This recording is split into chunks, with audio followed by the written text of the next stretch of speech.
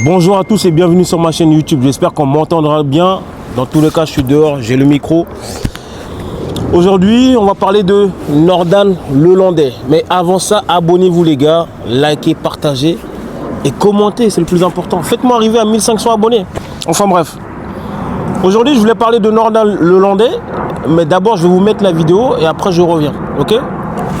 Mal à admettre qu'on puisse concevoir un enfant avec un tel individu, quoi. C'est inimaginable.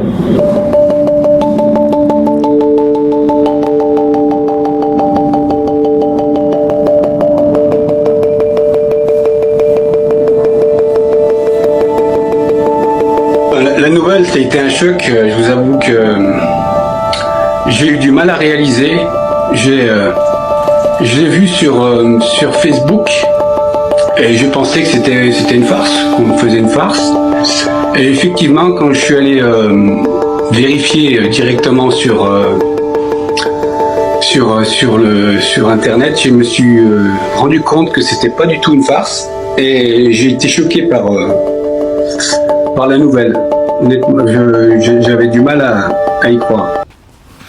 Alors, normalement, dans la vidéo, vous avez vu, il y a le père de la défunte Maëlys, disparu en 2017, normalement que vous avez vu dans la vidéo, et qu'il ne trouve pas ça normal que sa fille qui a disparu, son assassin, ait des visites conjugaux, ou même qu'il enceinte d'autres femmes en prison.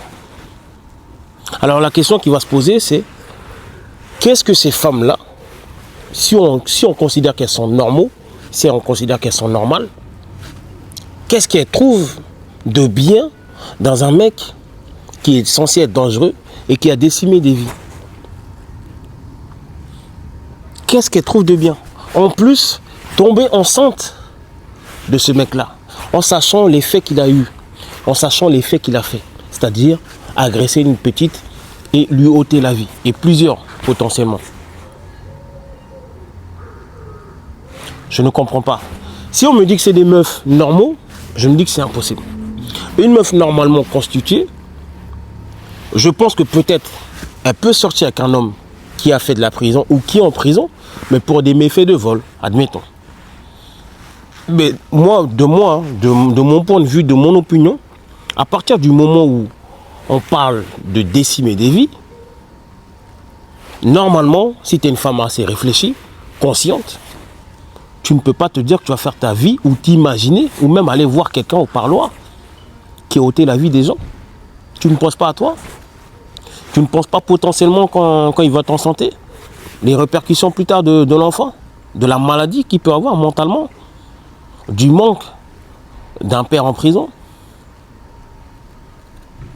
C'est toutes ces questions qui sont là et je me dis mais est-ce qu'elles réfléchissent à ça et est-ce qu'elles pensent à ça en vrai?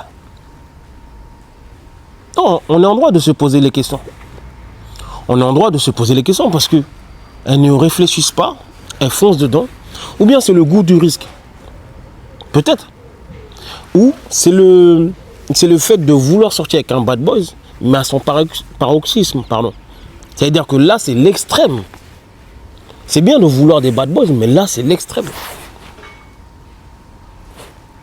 Je comprends pas. Il y a plein de mecs dehors. Mais c'est des mecs incarcérés pour des faits comme ça. Agression sur des petites. Hein? Assassinat. C'est ça que vous préférez aller voir. Je ne comprends pas la vie en fait. En fait, tu as l'impression que tu te prends la tête dans la vie de tous les jours. Après, effectivement, on ne peut pas plaire à tout le monde. Ça, je n'en disconviens pas. Ok? On ne peut pas plaire à tout le monde. Il y a des gens entre guillemets normaux. Mais ces femmes-là préfèrent aller voir des hommes en prison. Des hommes qui sont censés être en prison pour des méfaits de fou. Et je me demande, est-ce qu'elles s'interrogent sur les méfaits qu'ils ont eus? Ou pourquoi, du comment ils sont en prison? J'ai pas l'impression. Évidemment que le père, il a le droit de se poser des questions comme ça. Elle était où la meuf pendant que on le mettait en prison, pendant qu'on le jugeait pour ses faits? Elle était où? c'est des questions qu'il faudra répondre à ce père-là. Parce que lui, on a jugé Nordan le Landais. Il a tenté de purger une peine de je ne sais pas combien de temps. Mais et après? Le gars, de ce que j'ai vu de certains articles, il est en prison, André, il est en passe VIP. Il fait ce qu'il veut. Il a des visites conjugaux, il a des meufs par-ci par-là. Il a même marié une femme. Je crois que c'est elle qui est enceinte là justement. Entre-temps, bon, la vidéo elle date un peu, donc entre-temps l'enfant il est né. On ne pense pas aux répercussions plus tard quand l'enfant il va naître. De savoir que son père c'est un agresseur, etc. Il ou elle, hein. Je ne sais pas si c'est une fille ou un garçon. Mais il y avait déjà eu un enfant comme ça. Qui a grandi, qui a changé de nom de famille d'ailleurs. Parce que c'est chaud de porter un nom de famille qui comment ça s'appelle, qui est recherché en fait.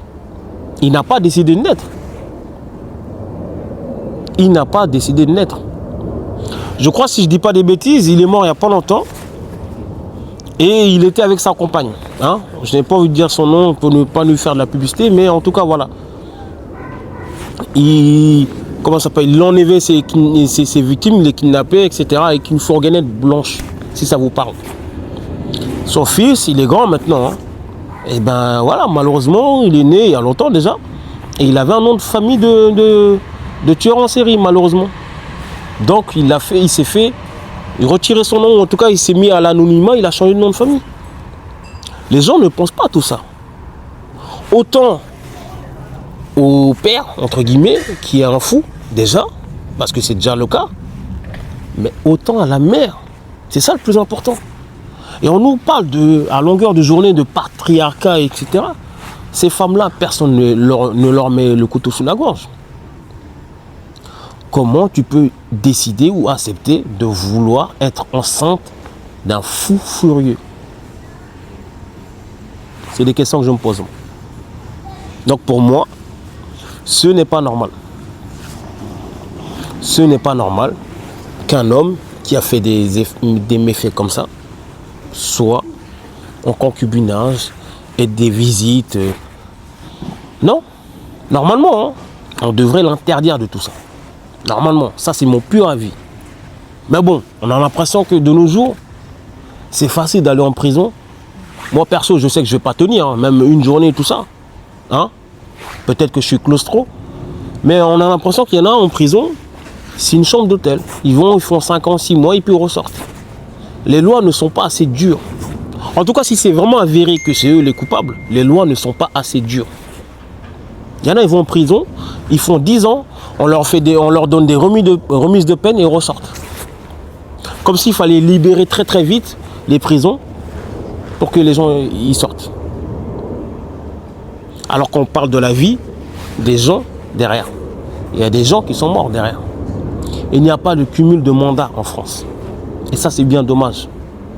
Je déteste, entre guillemets, dire ça, mais au moins les États-Unis, on peut te faire prendre une peine de 400 ans. Ils savent très bien que potentiellement, tu ne vas pas vivre jusqu'à 400 ans.